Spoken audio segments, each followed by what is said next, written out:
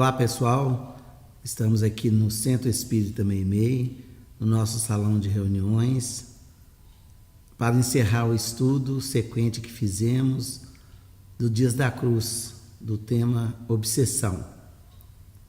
E hoje nós estamos para o estudo com o tema Obsessão Oculta, que todos vocês poderão assistir no nosso canal Eugênio Eustáquio Meimei. Pode dar o seu like, seu ok, fazer seu comentário e convidar os amigos para o estudo. E é uma alegria muito grande a gente estar concluindo esse trabalho tão minucioso e tão interessante que o Dias da Cruz nos trouxe na década de 50. A mensagem de hoje é datada 17 de novembro de 1955. Está no livro Vozes do Grande Além. O Dias da Cruz nos traz esse tema, concluindo o trabalho dele, que nós já estudamos e vimos toda a relação energética do espírito com a matéria, a influenciação dos espíritos, a presença dele na nossa vida e nosso meio de comunicação com esses espíritos. E hoje, na Obsessão Oculta, ele fala que esse tema, esse estudo, em recuadas épocas lá do Egito, já se estudava essa questão da sugestão. Nós já trabalhamos aqui com a parte da hipnose, mas ele dá uma outra forma de trabalho com a hipnose, que ele fala que é de grande importância, porque todos os planos de nossa vida, mesmo porque toda a vida no fundo é matéria mental, é um processo dessa matéria mental na manifestação do espírito através dela. E nós já estudamos bastante energia e já vimos como esse processo se dá. E ele vai nos explicando essa questão, nos clareando para que possamos entender o que é uma obsessão oculta. Ele distingue das outras obsessões. Ele fala que a alma encarnada divide em duas fases distintas: a vigília e a hipnose, ou seja, sensório desperto e sono físico. Então nós temos a vigília e a hipnose. Nós temos na vigília o sono, né? Ou o sensório desperto, e o sono físico, que vai ser na parte da hipnose. Vamos tentar entender o que ele nos diz a respeito disso. Então ele fala que a vigilância em todos os estados passivos de nossa alma, porque através da meditação e do sono, nós identificamos muitas vezes de modo imperceptível com os pensamentos que nos são sugeridos pela inteligências desencarnadas ou não que se afinam conosco. Nós já trabalhamos muito a questão da afinidade, a gente já sabe como que esse processo ocorre. E aqui ele distingue a questão da meditação e do sono, que é aí que ele fala que pode ser instalada uma obsessão oculta, através da afinidade de pensamentos. Então vamos ver o que seria isso. Nós vamos ter no livro segundo do Livro dos Espíritos, o Mundo dos Espíritos ou Espíritos, no capítulo 8, a emancipação da alma. Aí nós vamos poder entender, a gente entendeu muito bem como é que dá o processo no campo físico, e para que possamos entender o que Dias da Cruz nos fala sobre o processo de meditação ao sono, nós vamos nos recorrer a Kardec no capítulo Emancipação da Alma, que ele coloca em 8 pontos, ou 8 estudos que ele aborda no Livro dos Espíritos, que é o sono e os sonhos, visitas espíritas entre vivos, transmissão oculta do pensamento, letargia, catalepsia, morte aparente, sonambulismo, êxtase, dupla vista, e traz um resumo teórico do sonambulismo para tratar melhor dessa condição. Então, acho que todas elas estão interligadas, né, uma com a outra. O mecanismo é bem similar, mas ele traz a distinção desse processo. O sono e os sonhos, a gente vê que é a liberdade do espírito enquanto está repousando as células. As visitas espíritas entre vivos, nós vamos ver na obra de André Luiz vários relatos, né, que ele mostra em estudos do plano espiritual, desencarnados e encarnados se encontrando, é o que ele quis dizer com isso. A transmissão oculta do pensamento, pela lei das vibrações, nós vamos entender com muita clareza. O que seria isso? Tem um exemplo que a gente fala muito, está no ar. Isso é uma ideia que se propaga e todos vão captando de alguma forma.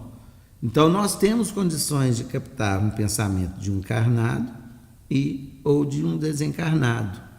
E a mediunidade, nós sabemos que ela se dá até muito através disso. Né? Mas aqui está falando da relação natural entre os espíritos, encarnados ou desencarnados. A letargia, catalepsia ou morte aparente, nós vamos ver isso claro no Evangelho de Jesus, né, que é a de Lázaro, chamada ressurreição de Lázaro. E se a gente for estudar a passagem bíblica, Jesus fala que o mal dele não era de morte. Então aí podemos classificar como morte aparente. E se a gente estudar o que os Espíritos nos orientam sobre a questão da letargia e catalepsia, a gente entende que ele teve um processo letárgico, né, que até os batimentos cardíacos, a respiração, ficam imperceptíveis, apesar de ter vida ainda aquele corpo ou o espírito está habitando. A catalepsia há um enrijecimento maior do corpo, temos vários casos aí narrados pela ciência. Então Kardec explica essa questão da condição, como fica o espírito. O sonambulismo, cotidianamente, né, a gente encontra pessoas falando que é sonâmbulo. Em simples palavras, o que é o sonambulismo?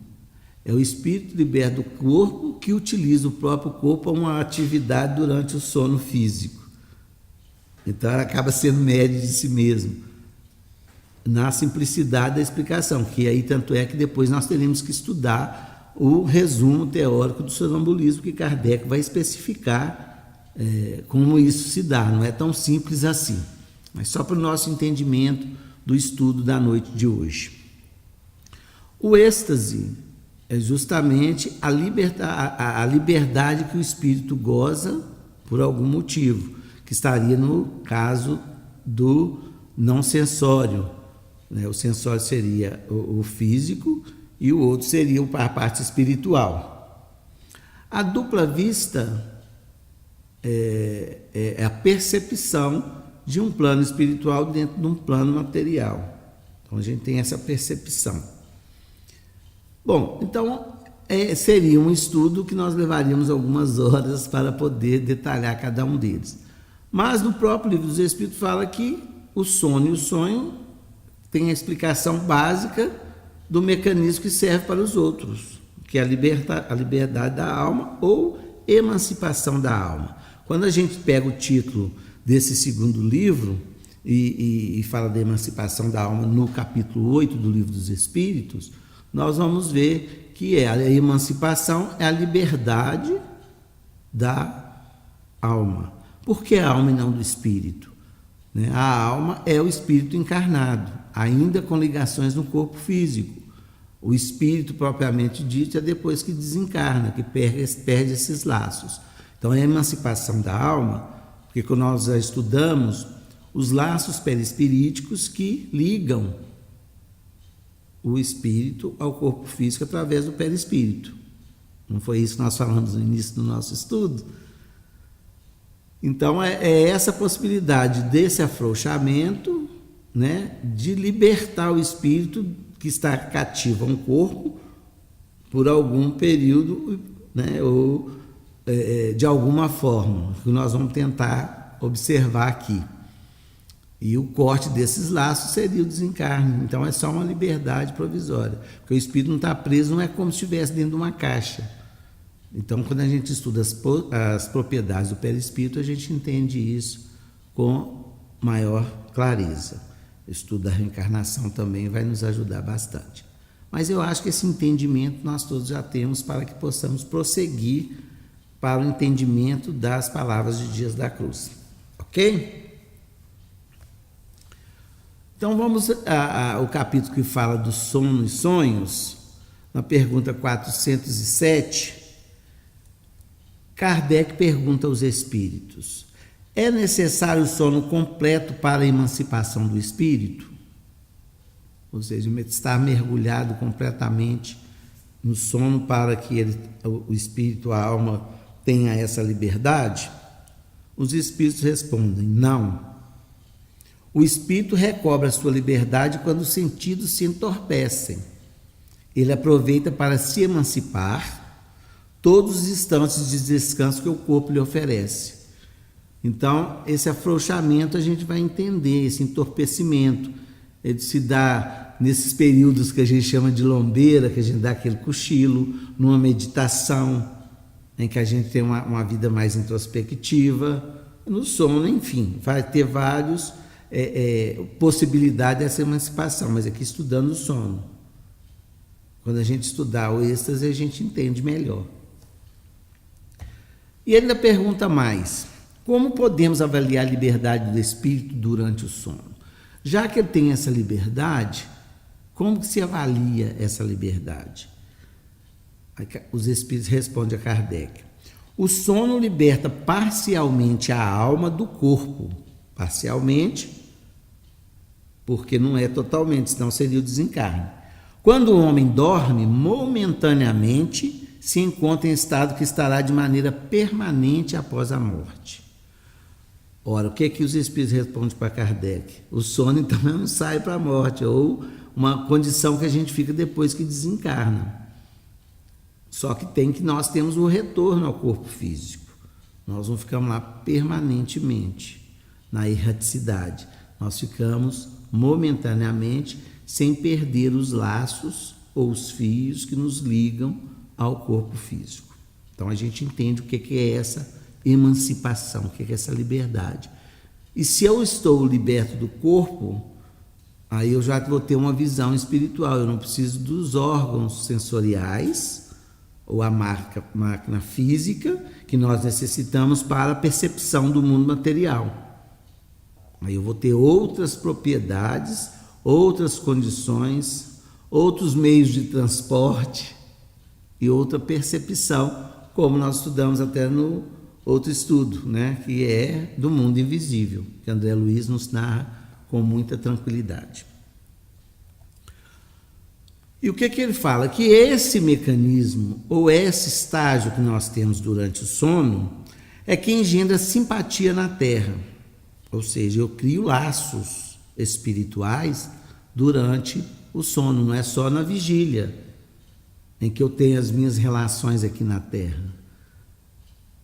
Ele fala que cria laços de simpatia, né?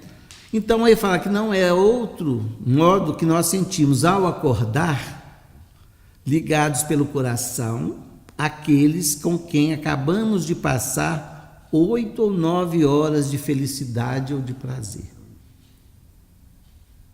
Então nós temos uma relação direta com os espíritos encarnados ou desencarnados. Porque muitos encarnados vão no Missionários da Luz, narra mesmo que vão para estudar, que tem uma palestra junto aos espíritos superiores, aqueles que estão numa faixa vibratória mais elevada, com interesses espirituais mais concretos. Então, cada um sabe a faixa que vai atuar ou que vai compartilhar ou viver durante essas 8 horas, em média, de sono. Porque nós temos aí todo a nossa questão mental que vai nos colocar e que vai nos posicionar, os nossos desejos é que vão nos direcionar, e eu vou criar relações de simpatias no plano espiritual. Bom, ele fala sobre isso e nos diz mais. Aí o que seria o sonho?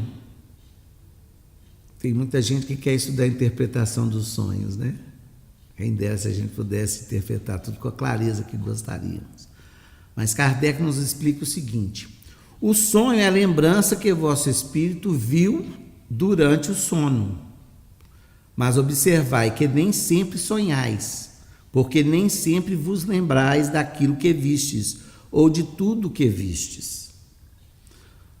Isso é muito bem explicado pela questão da ligação e o processo de gravação que nós temos e da memória. A máquina física, o cérebro, né, ele que faz esses registros para que nós tenhamos essas lembranças enquanto na vigília. Não quer dizer que não tenhamos as lembranças quando estamos no plano espiritual, porque o método de gravação e de percepção é diferente. Então eu só tenho gravado na minha memória em vigília aquilo que passou e se registrou pelo cérebro. Evidentemente, com o afrouxamento dos laços perispirídicos que ligam a alma ao corpo, muitas vezes isso fica desconexo, né? E a memória espiritual também, pelo esquecimento do passado, se eu tenho contato com pessoas do passado, é um pouco confuso para mim quando eu volto em vigília e vice-versa. Mas quando a gente tem sonho, é uma lembrança de fragmentos, podemos assim dizer, daquilo que a gente vivenciou ou viu num plano do espírito, nessa liberdade ou nessa possibilidade da emancipação da alma.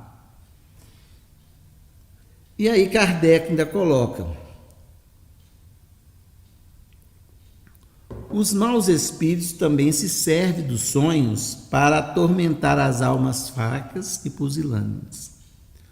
Aí que entra a questão da obsessão. Isso é um mecanismo natural do que nós falamos até agora. Mas quando eu vou tratar de obsessão oculta nesses momentos de emancipação da alma, que Dias da Cruz fala pelo sono, até pela meditação, é nessa hora que, dependendo da faixa vibratória e mental que eu estou, eu vou atrair esses espíritos. Eu vou travar relações de simpatia com espíritos inferiores. Aí que pode instalar uma obsessão oculta, como nós vamos ver.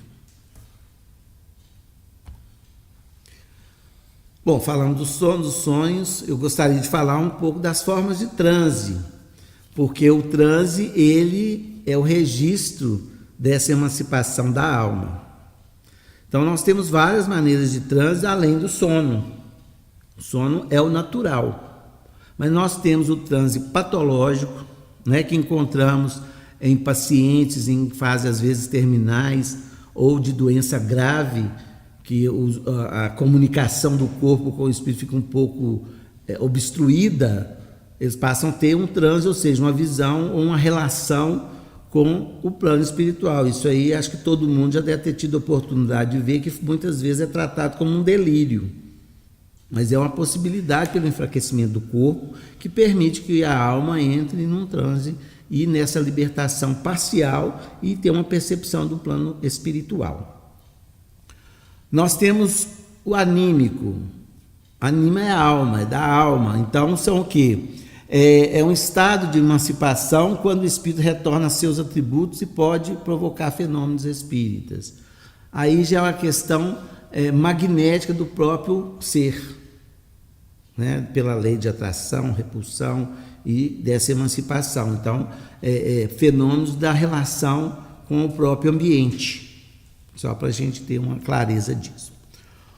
O mesmérico, que é induzido por ação magnética. Nós estudamos a parte do hipnotismo há um tempo atrás, né?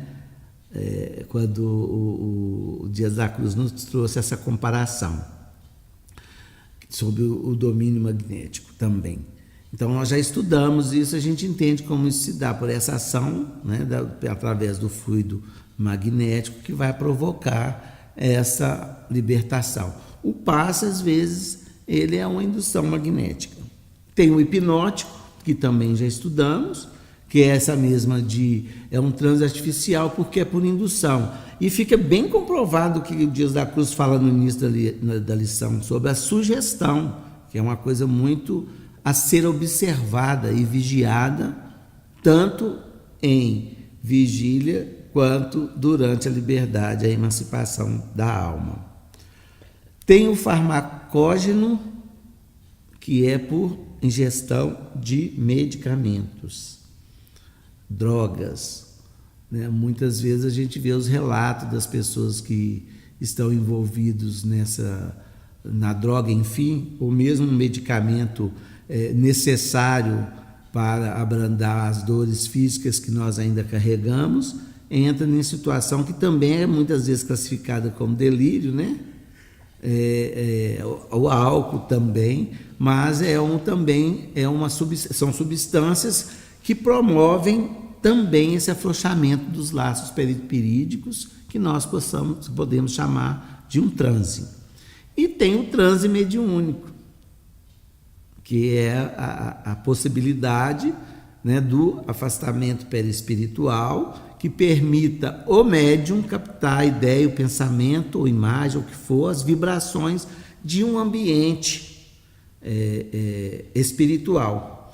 Assunto que nos empolga bastante. Creio que durante essa série de estudos nós vamos ter oportunidade de falar sobre isso, né, no estudo do trabalho mediúnico, com toda certeza.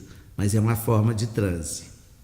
Então a gente vê que a emancipação da alma é um fato comprovado, né? É uma situação que todos nós vivemos todo dia, independente de mediunidade, como muitas vezes as pessoas podem achar. Não, é um fato, né, inerente ao todo ser humano. É um processo da vida. Por isso que fala que o processo da vida é sempre em matéria mental. Palavras de Dias da Cruz.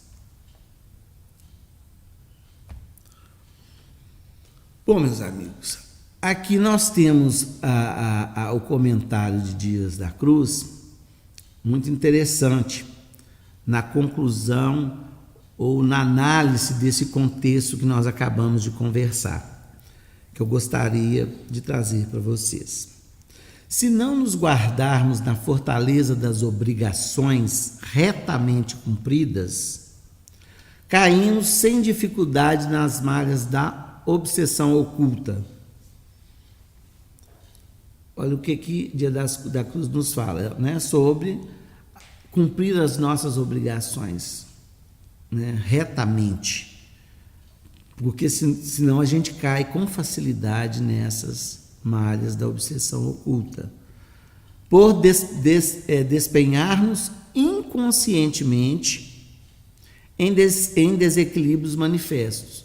O inconscientemente que ele fala aqui é devido à própria lembrança, que a gente vive num mundo espiritual, ou pela exteriorização da própria alma, da emancipação que lhe ocorre, e que não há registro, mas há um registro espiritual, não há um registro físico, não há uma lembrança concreta, mas há um registro espiritual que pode ficar abstrato, por isso que chama de inconsciente, né? E desequilíbrio manifesto, que vai manifestar. Às vezes ele não vai saber a origem. E ele fala mais, cujos resultados somente se expressarão mais tarde. Mas que vai acontecer. Essa constância de afinidade que nós vamos criar mais tarde nos trará, né, pela lei de causa e efeito, nos torturados labirintos da patogenia obscura, em campo individual, como as psicoses, loucuras, histerias, enfim. Todo o desequilíbrio psíquico pode surgir dessa ligação espiritual e que a gente não sabe a origem. Depressão. Porque há registros de uma vida que eu não tenho o detalhamento quando nem vigília, mas que ela existe. Então, praticamente, ele nos fala da vida paralela. Eu já citei aqui em outro estudo como Herculano Pires trata isso, que ele chama de parexistência. Nós estamos numa vida, mas existe uma vida paralela junto a nós, e nós participamos dela ativamente. Durante o sono é um modo de participar dessa vida espiritual, que às vezes é muito diferente da vida que nós estamos em trajetória no orbe terreno, em vigília. Então a gente tem que saber conciliar, né, ou buscar nesse plano espiritual. André Luiz tem um comentário no livro dele que eu acho tão interessante, e vi também no livro dos Espíritos, que muitas vezes os Espíritos conseguem terminar uma obra antes de desencarnar lá no plano espiritual. Quando chega lá, a construção necessária para que ele continue as suas atividades, ou que tenha atividades, já estão prontas. E é durante o sono que se faz isso. Nós vemos André Luiz buscando muita gente para levar para o plano espiritual. Tem experiências de André Luiz levando-se pessoas que vão até desencarnar para ir se adaptando. Então, isso é muito comum, digamos assim.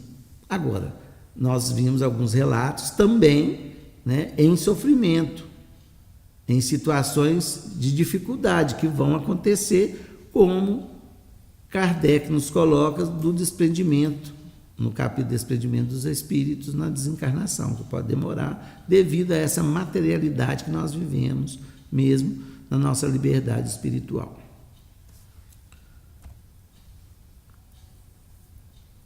Em Dias da Cruz, ele faz um comentário final aqui, que nos dá para distinguir a obsessão que nós trazemos como a obsessão simples, a fascinação e a possessão, que nós já estudamos no início dessa série de estudos.